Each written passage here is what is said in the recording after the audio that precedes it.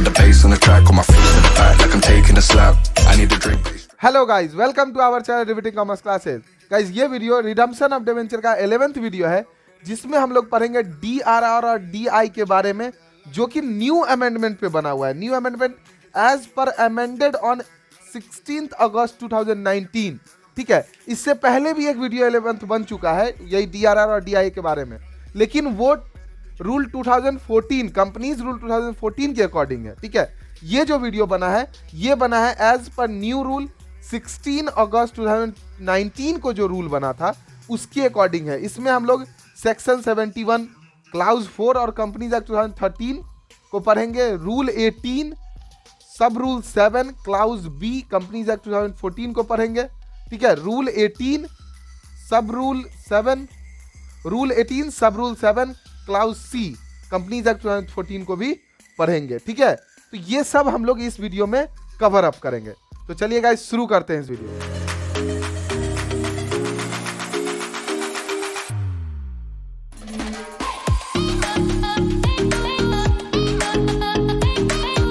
तो guys DRR का rule समझने से पहले हम लोग समझ लेते हैं कि आखिर डीआरआर है क्या और वो क्यों बनाया जाता है। ठीक है, उसका मीनिंग क्या है। देखिए, DRR it is a reserve created before redemption of debenture for the purpose of redemption of debenture out of surplus और profit available for distribution as dividend. मतलब क्या हुआ? मतलब यही हुआ कि ये एक रिजर्व है, ठीक है, जो कि रिडम्पशन देने से पहले यानी कि डिवेंचर को रिलीज करने से पहले बनाया जाता है। और इसका पर्पस क्या है? वही पर्पस है कि ये जो रिजर्व है वो डिवेंचर के रिडम्पशन में ही काम आएगा।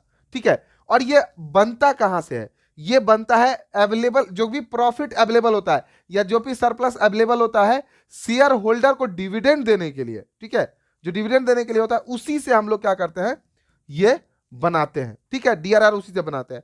अब देखिए सेक्शन भी कुछ कह रहा है, section 71 clause 4 companies act 2013।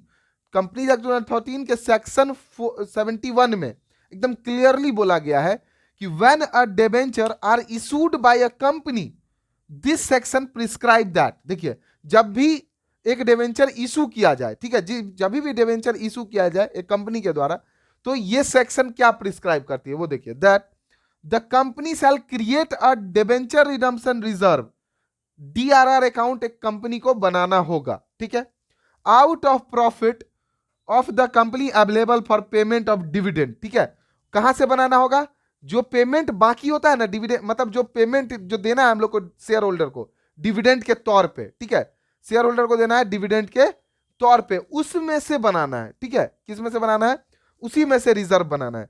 And the amount created to such account shall not be utilised by the company. वो अमाउंट को हम लोग यूटिलाइज नहीं कर सकते हैं कंपनी का। ठीक है, जो डीआरआर हम बनाए ना उसको हम नहीं यूज करेंगे। ठीक है, except for the redemption of the company, मतलब रिडम्पशन छोड़ के, redemption of debenture, sorry redemption of, यहां पे हो जाएगा डिबेंचर,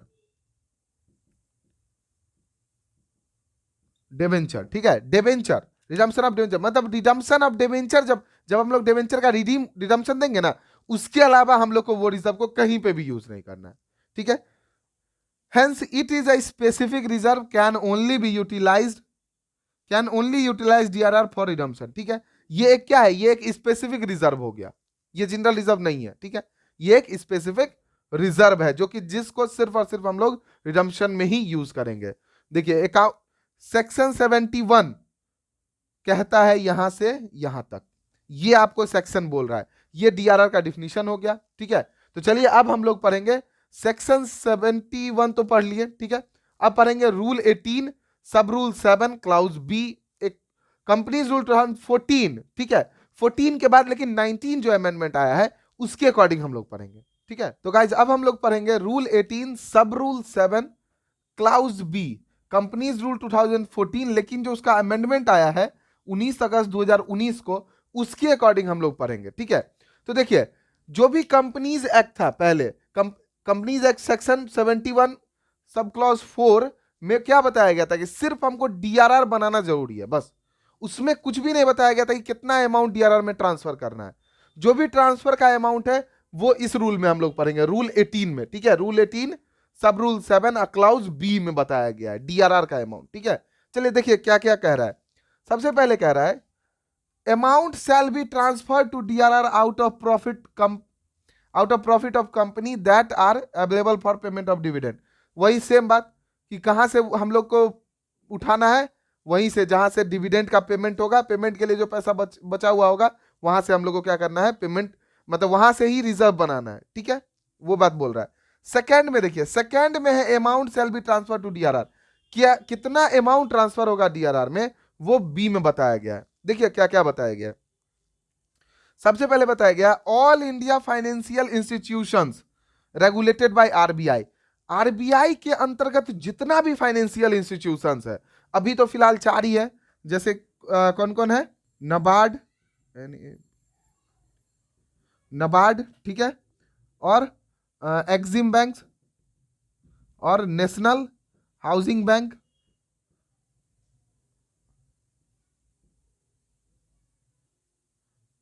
SIDBI।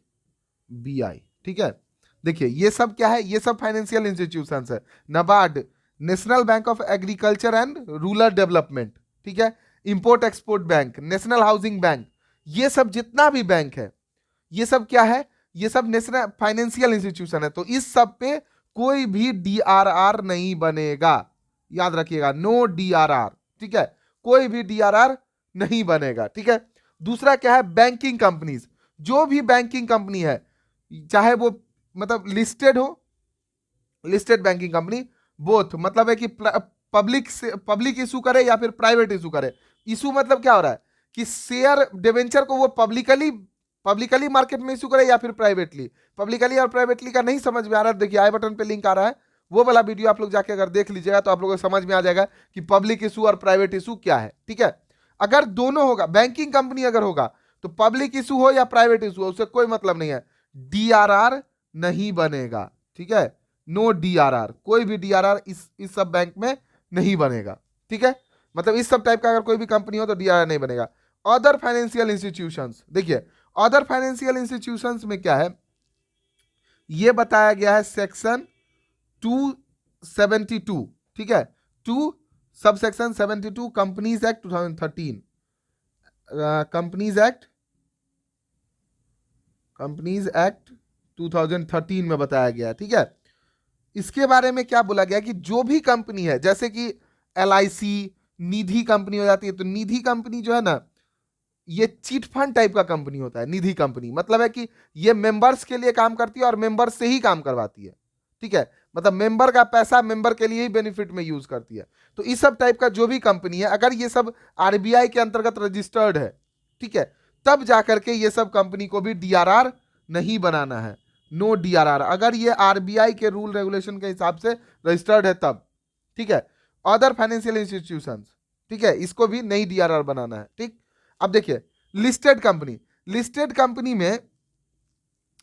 कंपनी में मतलब दोनों, या तो फिर आपको ये हो जाए प्राइवेट प्लेसमेंट करे या फिर वो पब्लिक प्लेसमेंट करे, कोई भी प्लेसमेंट करे डिवेंचर का, तो उसको भी डीआरआर नहीं बनाना है।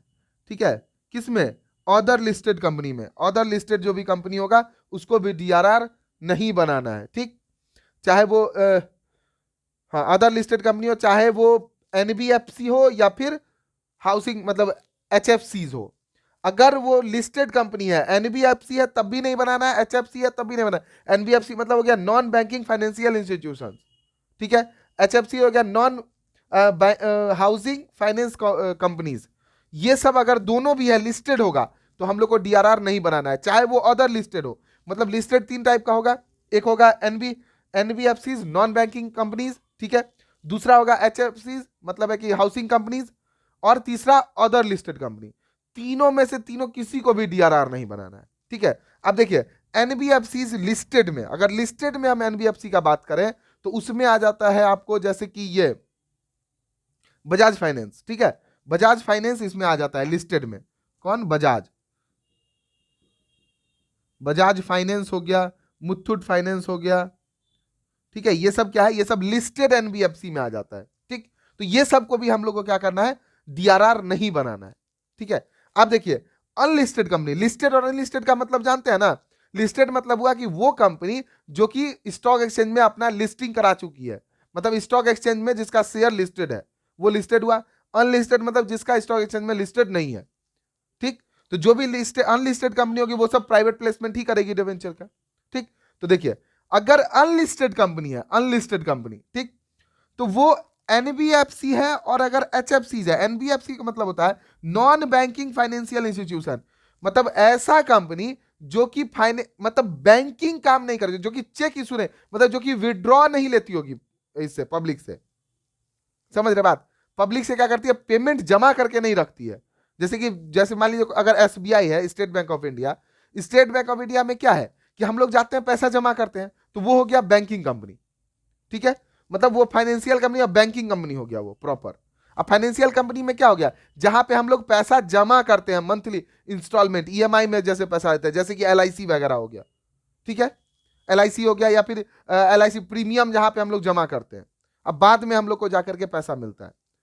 लेकिन उसके अलावा नॉन बैंकिंग मतलब है कि जो हम लोग को लोन प्रोवाइड करती है, क्रेडिट देती होगी, ठीक है, जो कि लोन देने के बाद में हम लोग से पैसा लेती है, वो सब कंपनी जितनी भी है, वो सब कंपनी अगर अनलिस्टेड है, क्या है, अनलिस्टेड है उसका शेयर, तो इस तब भी इसको नहीं बनाना है, नो डीआरआर। मतलब इस सब टाइप के भी कंपनी, मतलब फाइनेंशियल कंपनी है, अगर नॉन फाइनेंशियल इंस्टीट्यूशन है, नॉन बैंकिंग फाइनेंशियल इंस्टीट्यूशन है, या फिर हाउसिंग फाइनेंस कंपनी है, तो इस सब को डीआरआर नहीं बनाना है, ठीक है, डीआरआर नहीं बनाना है।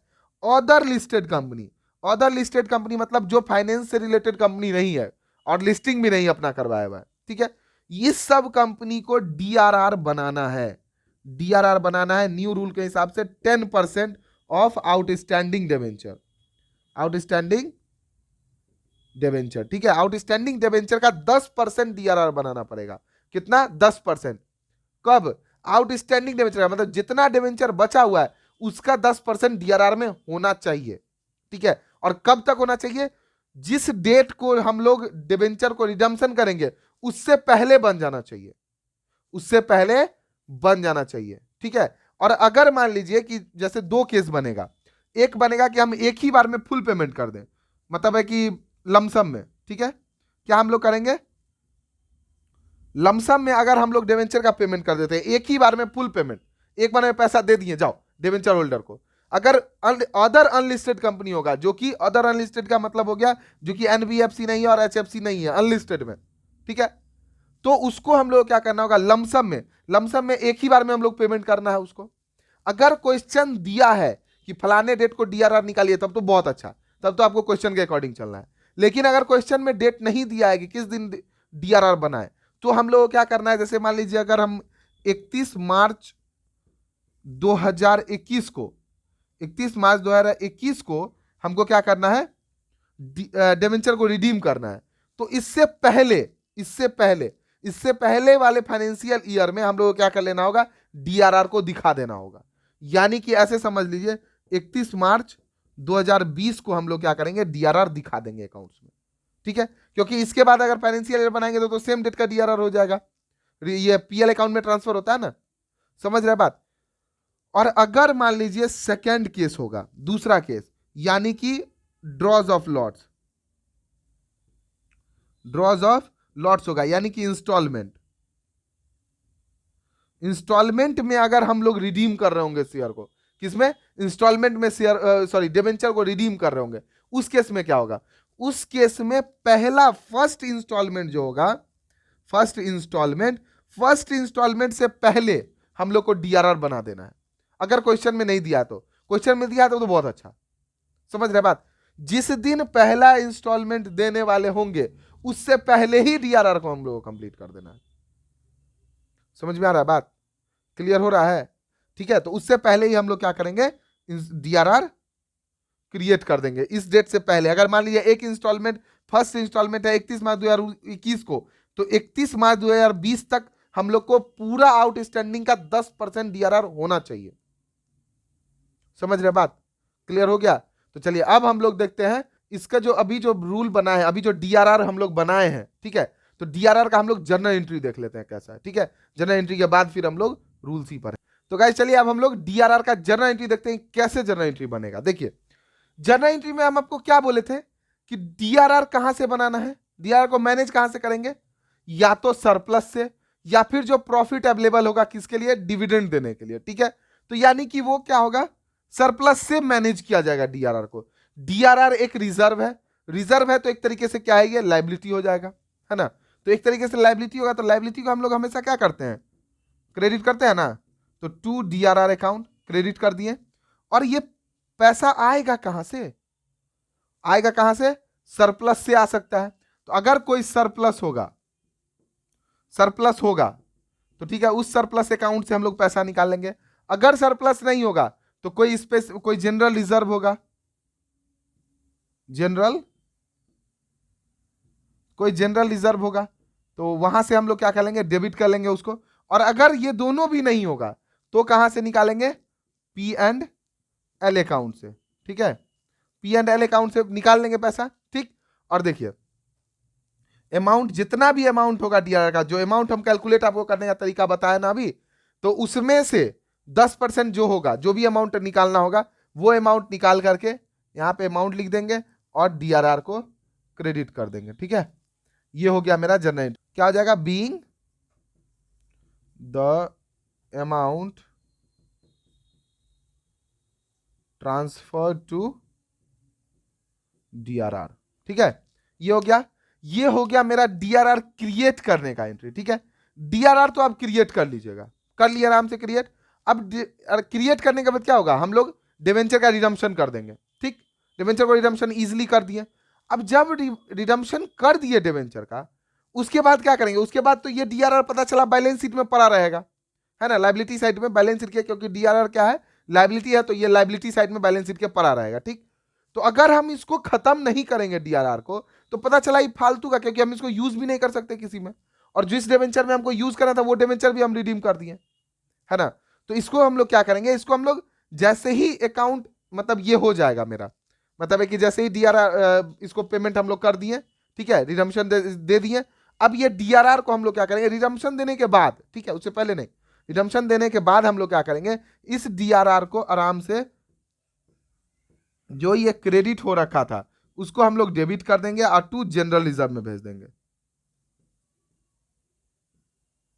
जनरल रिजर्व अकाउंट में जितना अमाउंट का डीआरआर होगा, या जितना अमाउंट हम लोग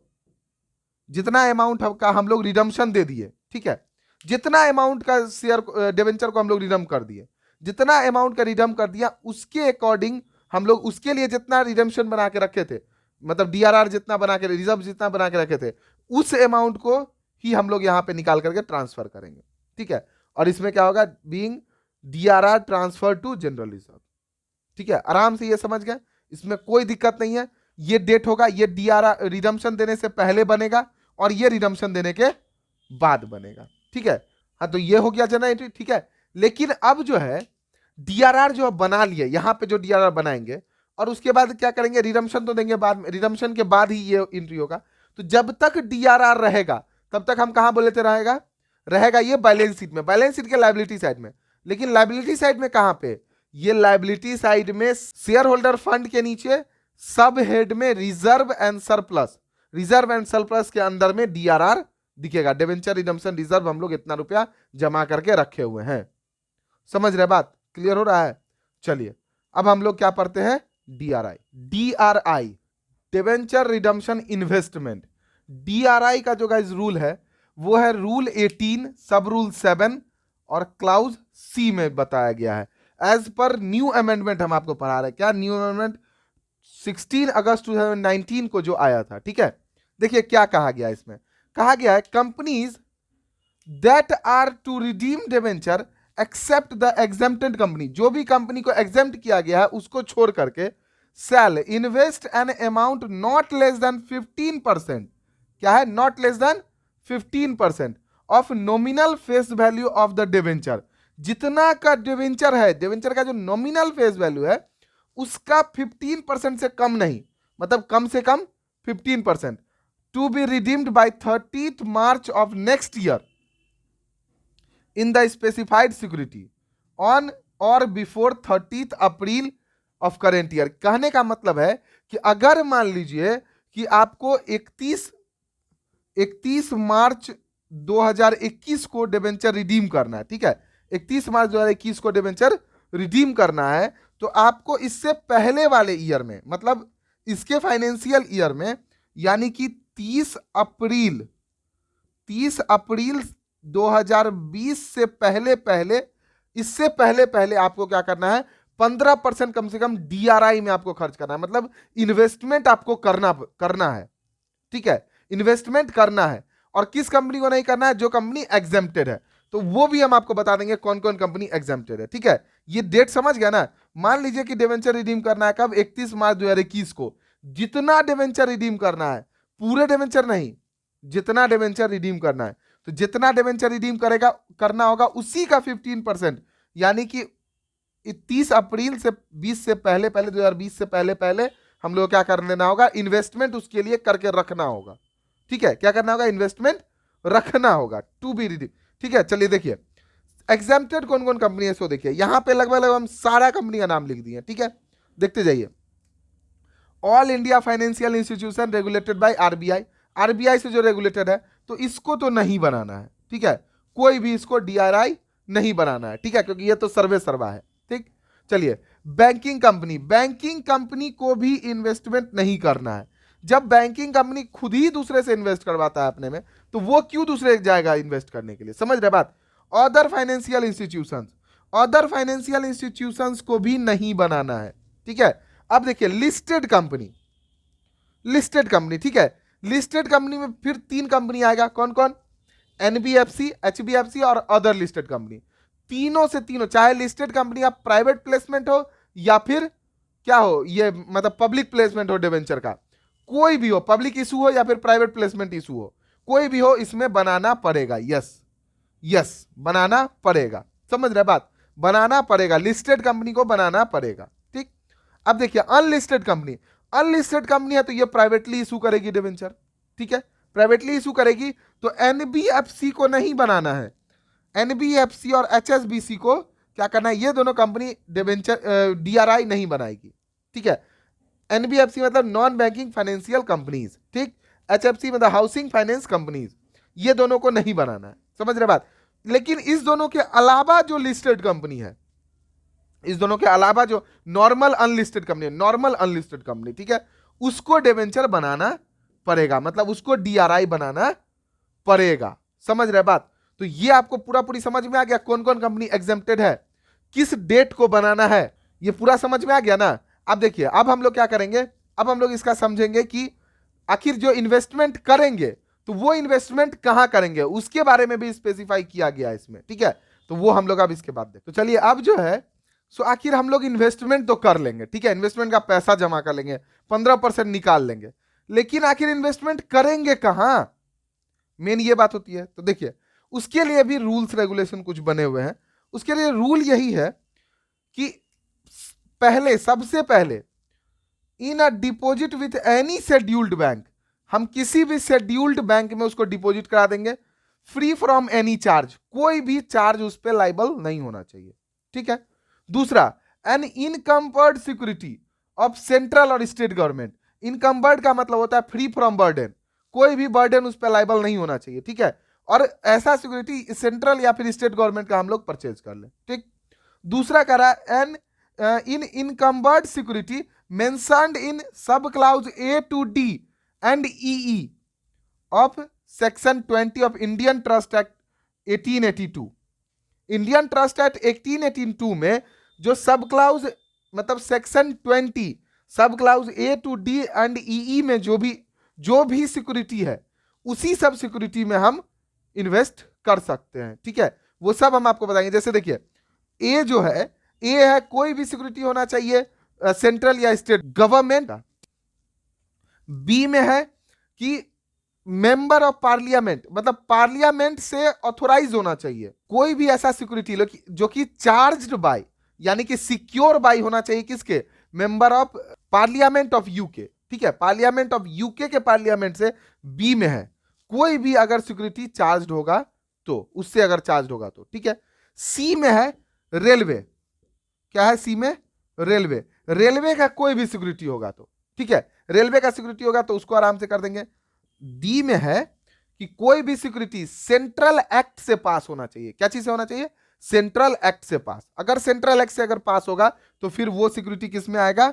सेक्शन 20 के सब क्लाउज डी में। तो उसको भी हम लोग आराम से परचेज कर सकते हैं। अब आ जाइए ईई पे, ठीक है। तो ईई में जो है, ईई में कहा गया है कि कोई भी यूनिट स्कीम, मतलब Indian unit trust act, unit trust अगर कोई भी स्कीम निकालती है, यूनिट स्कीम निकालती है, तो उसमें हम लोग खर्च कर सकते हैं। समझ रहे बात? इतना हो गया आपको ये सब डीई वाला, ठीक है। अब देखिए फोर्थ पॉइंट में क्या कहा जा रहा है, इन इनकम्बर्ड सिक्योरिटी, ठीक है। इनकम्बर्ड सिक्योरिटी का मतलब हो गया भाई free from liability. Unencumbered bond, sorry security नहीं, bond issued by company which is notified under section 20F of Indian Trust Act 1882। मतलब समझे, ये सेक्शन 20F इसी का एक F है, ठीक है, F है। F में क्या कहा जाता है कि कोई भी सेंट्रल गवर्नमेंट का कोई भी सिक्योरिटी होगा, ठीक है, कोई भी बॉन्ड होगा, तो उसमें भी हम लोग इन्वेस्ट कर सकते हैं, कोई भी बॉन्ड में। समझ रहे बात? तो यही है, इसी सब में हम लोग को इन्वेस्टमेंट करना है, जो भी हम लोग डीआरआई के लिए बना के रखेंगे, ठीक है। अब देखिए जर्नल एंट्री क्या हो जाएगा, डीआरआई तो चलिए 15% ले लिए, ठीक है। तो जर्नल एंट्री कुछ इस तरीके से हो जाएगा, जब हम लोग जिस समय में 30 अप्रैल को, याद है ना कि 30 अप्रैल को था, 30 अप्रैल 2020 को हम लोग को क्या करना था? इशू करना था, कुछ ना कुछ डिवेंचर में इन्वेस्टमेंट करना था। अब इन्वेस्टमेंट करेंगे तो क्या होगा? तो हो जाएगा DRI account, DRI account debit to bank account. क्या किया हम लोग? बैंक से पैसा निकाल के डीआरआई में खर्च किए, जितना 15% अमाउंट होगा उतना, ठीक है। ये कर लेंगे कब? 30 अप्रैल को। 30 अप्रैल को जो कर लेंगे, लेकिन क्या करना है फिर? इस डीआरआई को भाई खत्म करेंगे, ठीक है, समझ रहे बात? डीआरआई को खत्म करके और जो पैसा आएगा उस पैसा से ना हम डिवेंचर का पेमेंट करेंगे, है ना।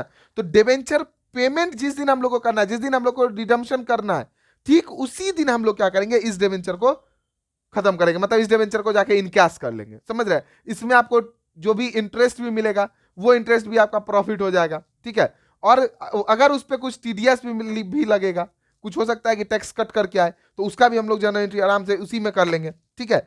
तो देखिए जब हम लोग को मिलेगा ये पैसा, तो हम लोग को जब मिलेगा तो क्या होगा? बैंक में पैसा आएगा, तो हो जाएगा बैंक अकाउंट डेबिट, और टू क्या चीज? DRI account,